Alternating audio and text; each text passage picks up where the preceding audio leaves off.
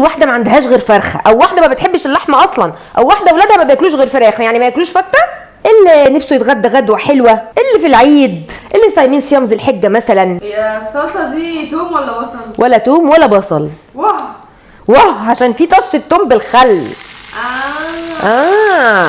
يعني بصي بقى يا سلمى، بسم الله الرحمن الرحيم. بدي دوق. ايه يا جماعه ده؟ والله العظيم تجنن تجنن تجنن. يعني ندوق حته لحمه بقى. اول واحده تحط اللحمه في الصوص في مصر. دي حقيقه. عايزه ايه؟ عايزه لحمه ولا فراخ؟ طيب يا لهوي اروح منها فين؟ حاضر. فتة الفراخ المنتظره. الفته دي من نصيبي. يا سلام يا سلام يا سلام. حتى الفته بالفراخ حلوه خطيره. النهارده هعمل لك فته وهعمل للبيت كله وهتتجننوا عليها ان شاء الله. انت عارفه طبعا احنا جبنا لحمه عقبال عندكم يا جماعه، هنعمل بقى فته حلوه جدا. انا اصحابي جايين وبيحبوا الفراخ ومالهمش في اللحمه، نعمل ايه؟ يا بنتي ده عيد لحمه اصلا. ماليش فيه.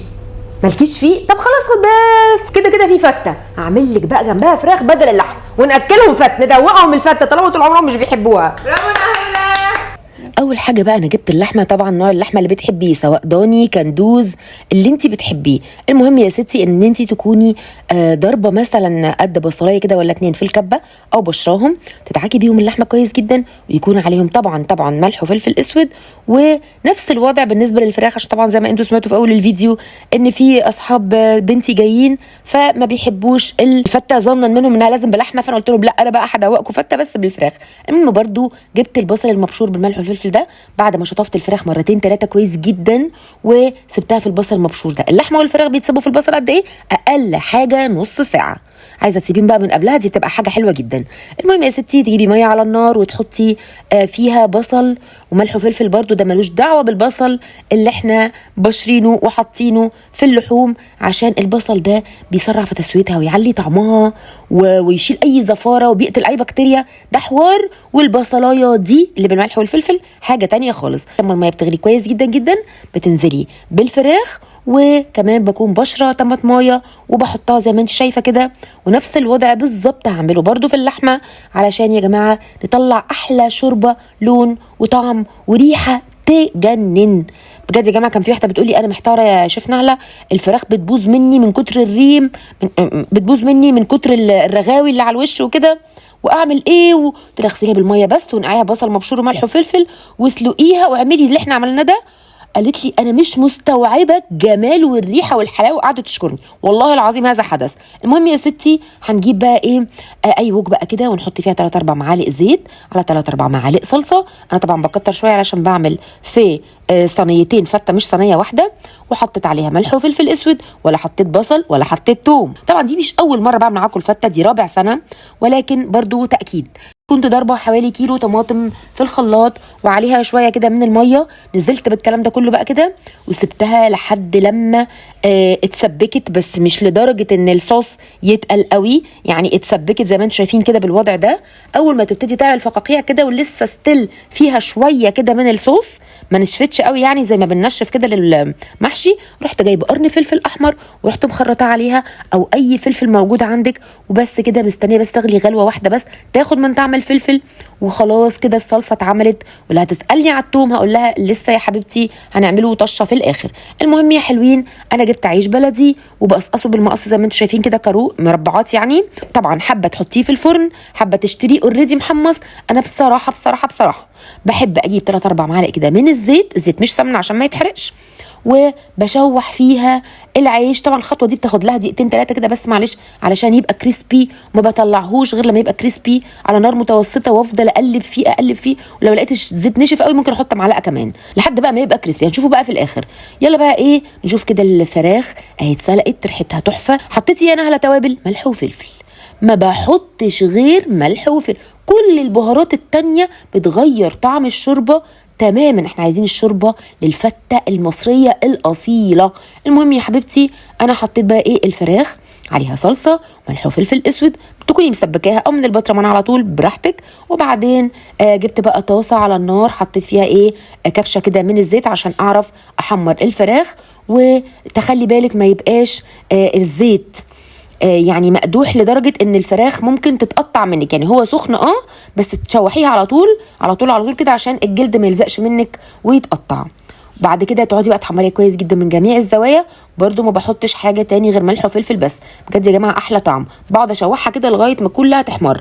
وبعد كده ندخل بقى على السلطه. انا خرطت طماطم، خرطت خيار، حاولت اقشر كده شويه بس من الخيار بيبقى لونه جميل وهو متقشر، جزء كده مش كتير يعني، وطبعا اكيد الخطوه دي براحتك. وبعدين نيجي بقى الاهم واحلى حاجه بعد ما تخرطي الفلفل وكله، البصلايه دي هي الاساس في السلطه البلدي الحلوه بتاعتنا. طبعا تخرطي بصل بالطريقه اللي تريحك، بحط عليه ملح، كمون، شطه، شويه من الخل، وبدعكه كويس جدا جدا جدا، وده الاساس عندي. وبعد كده بكون فرمه في الكبه او على ايدك براحتك شويه من الكزبره الخضراء على البقدونس. يا نهار ابيض يا جماعه طعمها يجنن. ممكن لو عندك شبت طبعا، وتقلبي ده كله على بعض كويس جدا جدا. ولو بتحبي فيها شويه ميه حطي ربع كوبايه ميه ساقعه، بس احنا بناكلها كده اوريدي. الطماطم لازم تكون طريه شويه مش ناشفه قوي علشان تديكي شويه صوص. المهم يا ستي انا دلوقتي بقى اخدت كبشتين 3 كده حسب كميه اللحمه من الصلصه اللي عملناها من غير بصل ولا توم، وحطيت عليها ملح وفلفل اسود، وبعدين حطيتها على النار. وجبت اللحمه اللي انا مش حطيت زيت اصلا. جبت يا ستي معلقتين من الزيت، وجبت كبشتين 3 من الصلصه اللي احنا عملناها من غير بصل ولا توم، وحطيناها على النار تشويحتين كده، ونزلت بكل كميه اللحمه اللي عندي وقعدت اشوح فيها كويس جدا جدا جدا. طبعا انا من زمان بعمل معاكم اللحمه كده ما شاء الله، لقيت الدنيا كلها بعد كده بتعمل لحمه بالصلصه، كان كله عادي بيحطها مسلوقه او بيحمرها بحته سمنه. انا دلوقتي جبت قرن فلفل اخضر بقى حطيته على الصلصه دي، وانا بحب بس احط التاتش ده في الاخر، بيدي ريحه وفي نفس الوقت بيحتفظ بلون الفلفل. تسيبيها بقى كده بس ترشي عليها فلفل اسود وملح عشان يبقى طعمها يجنن. المهم بقى دلوقتي انا بعمل الرز. انا بحب اعمل الرز بزيت عشان يطلع مفلفل، ولو هتحطي سمنه تحطي معلقه في الاخر، بس طبعا الشوربه دسمه فانا ما حطيتش بصراحه النهارده سمنه. بس يا ستي غسلت الرز وحطيته في ساعتها علشان برده يفضل مفلفل، يبقى حاجتين زيت مش سمنه، والرز مغسول في ساعتها. تشوحي كويس جدا جدا وتنزلي بالشوربه، والمفروض برضه عشان يبقى مفلفل نص شوربه ونص ميه سخنه، واي شوربه او ميه تحطيها يكونوا سخنين ما يكونوش ساقعين عشان برضه يبقى مفلفل. شوفوا قلنا 3 حاجات بس يا ستي. تحطي ملح وفلفل اسود، واللي شوربتها مش دسمه تحط معلقه سمنه بلدي على الوش. لما يغلي بياخد 3-4 دقايق او اقل، بعدين توطي وتحطي شياطه، بس لازم قبل ما تحطي الشياطه تديله تقليبه كده علشان ما يلزقش في قاع الحله. وبعدين تحطيها وتروحي مرجعه بقى الحله تاني وموطيه 25 دقيقه بالظبط، بيكون استوى ومفلفل ويجنن يجنن يجنن. خلاص يا ستي احنا كده بقى عملنا ايه؟ احنا ظبطنا الدنيا كلها. فاضل اهم حاجه طشه الخل بالثوم الرئيسيه الاساسيه اللي على الوش. ما حطيتش توم في الصلصه. انا دلوقتي جبت ايه بقى؟ معلقه كبيره ولا معلقتين 3 بقى حسب كميه الفته. يعني انا هنا حاطه لي بتاع مثلا 3-4 معالق من السمنه البلدي، وبعدين رحت نازله بمعلقتين كبار من الثوم.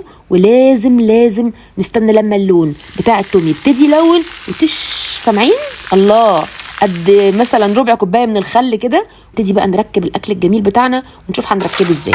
انا ما بحطش شوربه كتير، انا حطيت العيش اهو، العيش كريسبي. هاخد بقى ايه؟ معلقه كده من الشوربه، معلقه، بصي كبشه واحده بس، وهعمل كده عشان يفضل كريسبي. نجيب بقى الرز يا ستي، نغرف الرز. ايوه بقى حط يا ابني، حط برده الرز هنا في الفته التانيه عشان احنا عاملين ايه؟ فتتين، فته لحبيب ماما وفته للعيله. يلا نحط الصلصه. هي الصلصه دي توم ولا؟ حط بقى يا باشا الخل بالثوم بقى اهو. يا سلام، هي الفته بتتخن قوي يعني. ادي اللحمه بتاعتنا اهي، لازم تجربوها بطريقتي. ولايك وشير لو عجبكم الفيديو. كل سنه وانتم طيبين، بحبكم قد الدنيا دي كلها، ما تحرمونيش من كومنتاتكم الحلوه، واشوفكم فيديو جاي حلوين. باي باي باي.